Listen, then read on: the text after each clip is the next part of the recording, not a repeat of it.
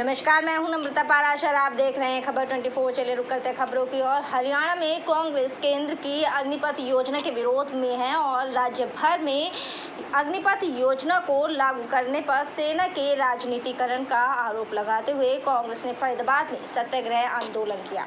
आपको बता दें कि कांग्रेस ने फरीदाबाद बड़कल तहसील के पास सत्याग्रह आंदोलन किया। इस मौके पर तमाम कांग्रेस कार्यकर्ता मौजूद रहे और कांग्रेस द्वारा केंद्र सरकार से अग्निपथ योजना को युवाओं के हित में वापस लेने की मांग उठ रही है। वहीं इस मौके पर कांग्रेस विधायक नीरज शर्मा ने कहा कि सेना में लाखों पद खाली पड़े हैं, लेकिन उन्हें भरने की बजाय सेना को ठेके पर दिया जा रहा है। कांग्रेस अपनी देश की सेना को किसी भी सूरत में कमजोर नहीं होने देगी।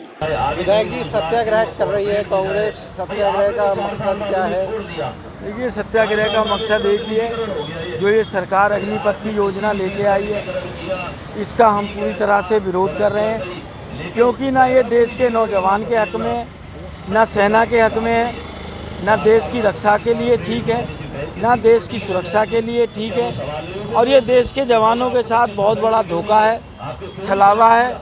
हमारे उस यूथ के साथ धोखा है जो 4 साल से दिन रात मेहनत कर रहे थे। आज उनकी मेहनत पे पानी फेर दिया गया। और दूसरा, वो जवान को आप ऑफर क्या दे रहे हो कि 4 साल के बाद इनकी पार्टी में चपरासीगिरी करो। और सरकारें भी कह रही हैं कि साहब हम सबको एडजस्ट करेंगे। मैं मांग करूंगा हरियाणा सरकार से, माननीय मुख्यमंत्री जी से, आज हमारे देश में जितने पूर्व सैनिक हैं, आप विलम्ब एक्स सर्विसमैन का कोटा भी है, नौकरियां भी हैं, उनको तुरंत प्रभाव से नौकरी दी जाए, जिससे कि आपकी बात पूरी हो। जय हिंद, जय भारत, राम राम। कांग्रेस किस स्तर तक जाएगी? अभी आज जैसे कि सांकेतिक धरना है, आगे किस तरह से लड़ाई लड़ेगी? बिल्कुल लड़ाई लड़ेंगे जी, हर मोड़ पे लड़ेंगे, गली कूचे पे लड़ेंगे, जनता के दरबार में जाएंगे। और ऑलरेडी जनता खुद जागरूक है इस मुद्दे को लेकर। जैसा भी पार्टी का आदेश होगा, कांग्रेस पार्टी इस मुद्दे पे पूरी तरह सरकार से लड़ाई लड़ेगी। ईडी में जब राहुल गांधी की पेशी थी, तब कांग्रेस एक अलग जोश के साथ थी। आज वो जोश उतना दिख नहीं रहा। नहीं, आपको ऐसा लग रहा है? मैं समझता हूँ शायद राहुल जी के साथ इतने आदमी फरीदाबाद से तो नहीं गए होंगे। और ये 2 विधानसभाओं का है। आज पूरे देश में धरना प्रदर्शन हो रहा है, पार्टी का सत्याग्रह को लेकर हो रहा है, क्योंकि हमारी पार्टी हमेशा अहिंसा में विश्वास रखती है। अहिंसा से ही हमने देश आज़ाद कराया था। क्योंकि बीच में बहुत से युवक भावुक हो गए और भावुक होकर सरकारी संपत्ति का भी नुकसान हुआ। मैं खिलाफ हूँ उस चीज़ के, क्योंकि सरकार की नहीं है हमारी। It's the public money, it's the tax payers money. ये हमारे पैसे से ही बनती थी। और मजाक में व्हाट्सएप पे आ भी रहा था कि भैया इनको बेचने में भी दिक्कत हो जाएगी, कि सरकारी संपत्ति का नुकसान ना करो, क्योंकि इन्होंने तो बेचनी है। आधी से ज़्यादा बेच दी है, आधी बेचने पे तैयार हैं। अभी हमारी सेना के साथ भी यही काम कर रहे हैं। ऐसा कुछ भी नहीं है। इस मुद्दे पे हम लोग पूरे जोश के साथ हैं। तो वहीं केंद्र सरकार की अग्निपथ योजना के विरोध में प्रदेश स्तर पर कांग्रेस का सत्याग्रह 10 बजे से दोपहर 1 बजे तक अलग अलग जिलों में दिखाई दिया। इसी कड़ी में बल्लभगढ़ एसडीएम कार्यालय के बाहर पूर्व संसदीय सचिव शारदा राठौर और पृथला से पूर्व विधायक रघुवीर तेवतिया इस सत्याग्रह में अपने समर्थकों के साथ शामिल हुए। उन्होंने साफ तौर से कहा है कि केंद्र सरकार युवाओं को जहां नौकरी देने के नाम पर मजाक कर रही है, आखिरकार इन्हें 3 कृषि कानून की तरह ही इस योजना को भी वापस लेना होगा। यदि केंद्र सरकार ने अग्निपथ योजना को वापस नहीं लिया तो केंद्र सरकार 3 कृषि कानून की तरह ही इसके खिलाफ भी लगातार आंदोलन कर सड़क पर उतरती रहेगी। उनका फोन आया था मेरे पास कि आपके पृथला क्षेत्र में कहीं सब डिवीज़न नहीं है, इसलिए जो विरोध प्रदर्शन करना है अग्निपथ के विरोध में, वो आपको बल्लभगढ़ में एसडीएम ऑफिस के सामने करना है और बहन शारदा राठौर के साथ करना है। आप दोनों मिलकर इस प्रोग्राम को सफल बनाना है। उनके आदेश के अनुसार ये प्रोग्राम रखा हुआ है। प्रोग्राम आपके सामने चल रहा है, प्रदर्शन चल रहा है। जब समय हो जाएगा हम उसका जो ज्ञापन है एसडीएम साहब को सौंप देंगे। ये प्रोग्राम जो अध्यक्ष जी के द्वारा बताया गया था वो प्रोग्राम चल रहा है। कोई भाई कहीं भी कर सकता है, अच्छी बात है। कांग्रेस का जगह जगह विरोध प्रदर्शन चल रहे हैं। यहाँ में कहीं कोई पार्टीबाजी, कोई खींचतान नहीं है। जाकी जहाँ इच्छा करे, हमें कोई एतराज़ नहीं है। अच्छी बात है, ज़्यादा से ज़्यादा जगह पे हो।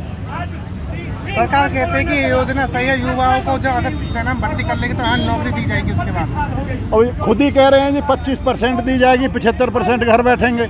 उसके बाद कहते हैं हमारे जो बीजेपी के ऑफिस, हमने जो पूरे काले धन से जो कह रहे हैं हम काला धन लाएंगे, जो नोटबंदी की थी, जब ये कह रहे थे पूरे देश के हर घर में जितने सदस्य हैं उनके खाते खुलवा दिए और बोला था ऐसे हिसाब लगा के बता दिया जो काला धन है उसको वापस लाएंगे। हर एक के खाते में 15-15 लाख रुपए आएगा। जब चुनाव होने के बाद, जीतने के बाद लोगों ने पूछा क्यों नहीं आया, तो कहा ये तो चुनावी जुमला था। तो ये तो इसी तरह कहते हैं। आप ये देखो, नोटबंदी के बाद RBI का खुद के लिए बहुत ही घातक योजना है। ये मोदी सरकार का आत्मघाती कदम है।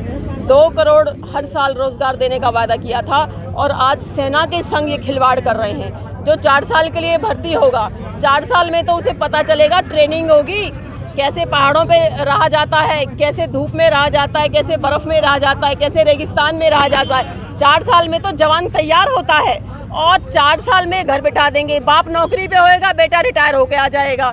इतने लोग आत्महत्या कर रहे हैं। तो ये योजना, इसमें ना कोई रैंक है, ना कोई पेंशन है, ना कोई उसके बाद कोई सुविधा है। तो ये योजना सरकार वापस ले, युवाओं के भविष्य से खिलवाड़ ना करे। ये योजना युवाओं के लिए बहुत बड़ा एक खतरा है। अगर जो इसमें जाएंगे तो वापस चौकीदार ही भर्ती होंगे, सिक्योरिटी गार्ड भर्ती होंगे और कुछ, क्योंकि आप मुझे फौजी का दर्जा दे ही नहीं सकते। मैडम, वर्ल्ड की जो टॉप मोस्ट 8 कंट्रीज हैं उसमें ये पॉलिसी, वर्ल्ड की जो टॉप मोस्ट कंट्रीज की आप बात कर रहे हो, उनके हालात हमारे हालात अलग हैं। वहाँ बेरोजगारी नहीं है, वहाँ बहुत ज्यादा है। वहाँ बहुत बेरोजगारी है नहीं, बेरोजगारी नहीं है, क्षेत्रफल ज्यादा है। हमारे तो चीन दुश्मन बैठा है, पाकिस्तान दुश्मन बैठा है, चारों तरफ से हमारे दुश्मन घेर रखे हैं। तो हमें तो यहाँ पे 17% रक्षा का बजट इन्होंने घटा दिया है। उस बजट को भी हम इनको बढ़ाना चाहिए। और ये जो 15-20 साल एक फौजी नौकरी करके आता था, वो 15-20 साल होना चाहिए। सच्चाई तो यह है कि इनके पास देने के लिए तनख्वाहें नहीं है, पेंशन नहीं है, इसलिए 4-4 साल कर रहे हैं। अभी सेना में 4 साल करेंगे, फिर CISF में करेंगे, बॉर्डर BSF में करेंगे, CRPF में करेंगे, फिर पुलिस में भी कर देंगे, क्योंकि इन्होंने सारा पैसा अंबानी और अडानी के हाथों में दे दिया देश। खबरों में बात करेंगे गुस्साए लोगों के बारे में। बल्लभगढ़ के आदर्श नगर में लोगों का गुस्सा उस वक्त 7वें आसमान पर पहुंच गया जब गली में ही पिछले कई महीनों से एक अवैध तरीके से मोबाइल टावर लगाया गया। इसके टावर से परेशान लोगों ने अपने घर के बाहर पोस्टर चिपका दिया है, ये मकान बिकाऊ है। काफ़ी देर तक हंगामा करने के बाद लोगों ने रोड भी जाम कर दिया, जिसके बाद स्थानीय पुलिस मौके पर पहुंचकर उन्होंने लोगों को समझाया बुझाया और जाम को खुलवा दिया। बल्लभगढ़ के आदर्श नगर में दोपहर के समय स्थानीय लोगों का गुस्सा जमकर फूटा। पहले तो स्थानीय लोगों ने मलेना रोड को जाम कर दिया, उसके बाद स्थानीय पुलिस ने मौके पर पहुंचकर लोगों को समझाया बुझाया और जाम को खुलवा दिया। लोगों का कहना है कि पिछले कई महीने से पुलिस प्रशासन को इस टावर की शिकायत देते आ रहे हैं, लेकिन प्रशासन की तरफ से किसी भी प्रकार की सुनवाई न होने के बाद लोगों ने अपने घरों के बाहर पोस्टर चिपका दिए हैं। लोगों का कहना है कि इस अवैध तरीके से लगाए गए टावर के चलते उन्हें कई गंभीर बीमारियों का सामना करना पड़ रहा है। कई बार प्रशासन को इसकी शिकायत देने के बावजूद भी इस टावर को चालू कर दिया गया। हालांकि पुलिस ने मौके पर पहुंचकर लोगों को समझाया कि ये उनके कार्य क्षेत्र में नहीं आता। यदि आप लोगों को इसकी शिकायत करनी है तो नगर निगम कार्यालय पर जाकर इसकी शिकायत करें। विरोध कर रहे हो, किस चीज़ का विरोध? ये अवैध टावर लग रहा है यहाँ पे, जो प्रशासन खुद खड़े होकर लगवा रही है। किसके यहाँ लग रहा है? ये वंदना वाइफ ऑफ सतवीर गुजर जी के यहाँ लग रहा है, सतवीर गुजर। दी क्या आपने? हाँ जी बिल्कुल। और ये परसों आए थे सर, ये पुलिस वाले सर, इन्होंने क्या किया, यहाँ पे खड़े होके और लेडी कांस्टेबल लेके और लगवाया। और हमने सुबह 12 बजे आ गए थे। 12 बजे से सिर्फ हमने इनसे पेपर मांगे कि आप सिर्फ हमें ये पेपर दिखा दीजिए, परमिशन पेपर दिखा दीजिए कि इस पर लग रहा है। सर ने बोला कि अभी आ रहे हैं, हमारे SHO दे रहे हैं। फिर थोड़ी देर बाद बोलते हैं कि क्यों दिखाएं तुम्हें, तुम कौन हो? सबको थोड़ी ना दिखाएंगे हम। हमने कहा एक से विरोध कर रहे हो? हाँ जी बिल्कुल, परसों से 1.5 साल तो वैसे हो गया। पेपर हम परसों से मांग रहे हैं, रोज आधा घंटा 1 घंटा, कल परसों रोज मांग रहे हैं। पूरी कॉलोनी में पर्चे लगाए गए हैं कि ये प्लॉट बिकाऊ है, ये बिकाऊ है। ये किस लिए लगाए गए हैं? ये परेशान हो गए जी, और क्या करेंगे? ये हमारी प्रशासन सुन नहीं रहा है। जी बिल्कुल, हमारी पूरी कॉलोनी ये कॉलोनी बेच रही है। बताइए, टावर की परेशानी से आपको क्या परेशानी है? सर हमारे कुछ जो फैमिली मेंबर्स हैं उनको किसी को सांस की बीमारी है, ऑलरेडी कैंसर है, और कुछ छोटे छोटे बच्चे। राठौर, और हमने यहाँ पर एक जो यहाँ पे के निवासी हैं उन्होंने एक RTI लगाई, और RTI में भी ये पता लगा कि यहाँ पर परमिशन नहीं है। पहली बात तो ये। दूसरी बात, अगर यहाँ पर परमिशन है तो भी यहाँ के करीब 250 से 300 जो लोग हैं आसपास जो रहने वाले हैं, उन लोगों का कहना है कि हम यहाँ पर अवैध टावर नहीं लगने देंगे, क्योंकि यहाँ पर एक तो 3 स्कूल हैं जहाँ पर काफ़ी बच्चे पढ़ते हैं छोटे छोटे। कोरोना की वजह से लोगों की जो इम्यूनिटी है वो बहुत ज़्यादा लो हो चुकी है, लोगों की तबीयत ख़राब होने की संभावना है, और यहाँ पर काफ़ी ऐसे पेशेंट्स रहते हैं जो कि लो BP की प्रॉब्लम है उनको, या फिर जो है हार्ट की उनको प्रॉब्लम है, तो उनके स्वास्थ्य के ऊपर भी जो है बुरा प्रभाव पड़ सकता है। जहाँ पे ये टावर लग रहा है, ये सतवीर गुजर के नाम से कोई बताया जाता है, उनका मकान करीब 1.5 साल हो चुका है। उसके बावजूद भी टावर जो है धड़ल्ले से लगाया जा रहा है, किसकी कमी? इसमें मैं आपको एक चीज़ और बता दूं, जनता की तरफ से तो इसमें कमी रही नहीं, क्योंकि जनता ने अपना पूरा भरसक प्रयास किया प्रशासन के पास पहुंचने का। नगर निगम को भी शिकायत की, कमिश्नर साहब को भी शिकायत की, और SDM साहब को भी शिकायत की। SDM साहब ने DC साहब के नाम पर एक अनुशंसा पत्र भी लिखा, और उसके अंदर साफ तौर पर कहा है कि इस टावर को हटाया जाना अति आवश्यक है। लोगों के अंदर भारी रोष है, और आने वाले समय में लोगों का जो रोष है वो बढ़ेगा, और जिसकी तस्वीरें आज आप यहाँ सुकुमार, आज इकट्ठे हुए, रोड भी जाम आप लोगों ने किया है, किस चीज़ का विरोध कर रहे हो आप? रोड जाम में तो मैं नहीं था भाई साहब, मैं अभी आया हूँ, कहीं बाहर गया हुआ था, तो अभी आगे मैंने भीड़ देखी। तो ये तो काफ़ी दिनों से चल रहा है, कभी कोई फर्जी परमिशन ले आते हैं, कभी कुछ ले आते हैं। अब RTI के ज़रिए से हमें पता लगा है कि ये 120 गज के प्लाट पे टावर की मंजूरी मिली हुई है, जबकि ये मौके पे आप देख रहे हैं 60 गज का मकान है। वंदना वाइफ ऑफ सतवीर, ये सिर्फ पुलिस प्रशासन के उससे ज़बरदस्ती धड़ल्ले से लगाया जा रहा है। इसी बात का हमें विरोध है, और अब पुलिस प्रशासन आया है। आरोप लगा रहे हो थाना प्रभारी है, आरोप अधिकारी बैठे हुए, उनको शिकायत दी आपने? हम DCP साहब के पास भी गए थे, SDM साहब के पास भी गए थे, तो SDM साहब ने इसकी निरस्त करने की अनुशंसा करते हुए DC साहब को पत्र लिखा था, उसका अभी तक कोई जवाब नहीं आया। तो इससे परेशानी क्या टावर से? परेशानी तो आप दुनिया भर की, तो इससे बीमारियों का खतरा रहता है हमेशा से, और इसके 50 मीटर के अंदर में ही 3 स्कूल हैं, सरस्वती स्कूल है, विवेकानंद है, नवज्योति है। उन तीनों ने हमारे साथ जो एप्लीकेशन लगाई है उस विरोध में स्टैंप लगा के उन्होंने सिग्नेचर करे हैं कि हमें इसकी आवश्यकता नहीं है, बच्चों पर भी इसका बुरा असर पड़ेगा। पहली बात, सबसे पहले रेजिडेंशियल एरिया है, रेजिडेंशियल में इस चीज़ का अनुमति मिलती नहीं, और फिर देखा जाए तो जहाँ की अनुमति है वहाँ अगर ये लगा रहे होते और हम विरोध करते तो आप लोग भी ये कह सकते। खबरों में बात करेंगे अब पलवल की। पलवल में उपायुक्त कृष्ण कुमार की अध्यक्षता में लघु सचिवालय में जिला लोक संपर्क एवं परिवार समिति की बैठक ली गई। बैठक में पुलिस अधीक्षक राजेश दुग्गल व जिला प्रशासन के अधिकारीगण मौजूद रहे। बैठक में 13 परिवाद रखे गए, जिनमें से 10 परिवादियों की शिकायतों का मौके पर ही हल कर दिया गया, जबकि 3 शिकायतों के संबंध में अधिकारियों को दिशा निर्देश दिए गए। उपायुक्त कृष्ण कुमार ने बताया कि जिला लोक संपर्क एवं परिवार समिति की बैठक में लोगों की शिकायत को गंभीरता पूर्वक सुना जाता है। शिकायतों के संबंध में जिला प्रशासन के अधिकारियों को दिशा निर्देश जारी किए जाते हैं। उन्होंने बताया कि बैठक के दौरान कई शिकायतें पुलिस विभाग से संबंधित थी, जिनकी सुनवाई की गई, और परिवादों की शिकायतों पर कार्यवाही अमल में लाने के दिशा निर्देश भी जारी किए गए।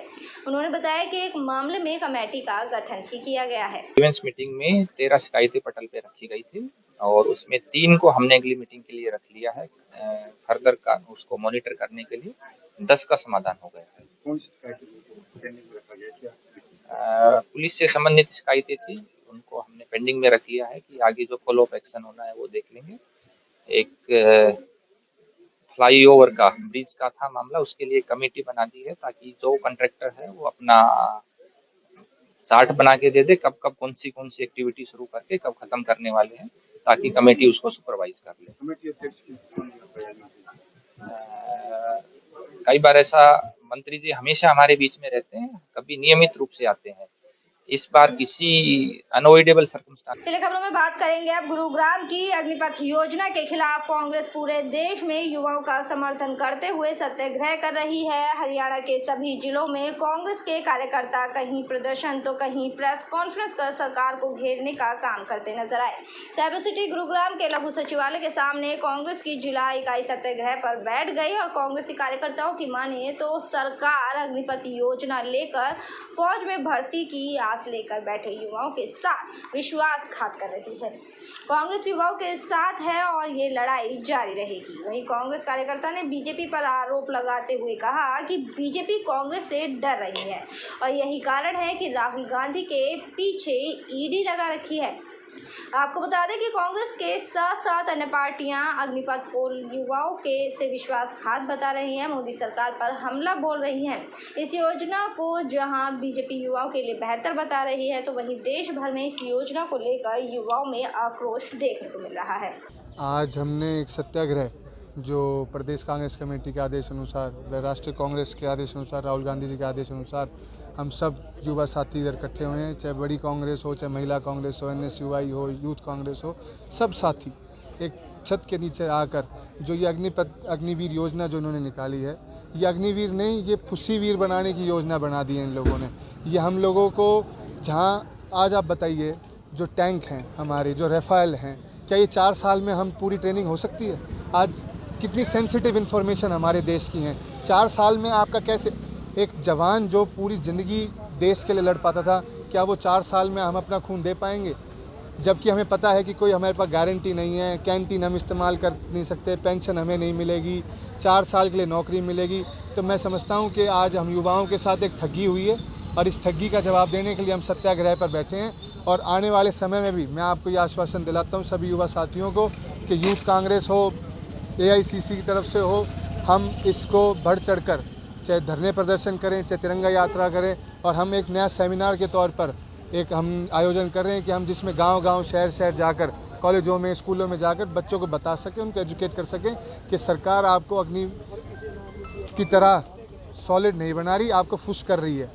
मेरे साथ खबरों में फिलहाल इतना ही। आप बने रहिए खबर 24 के साथ। फिलहाल मुझे दीजिए इजाज़त। नमस्कार।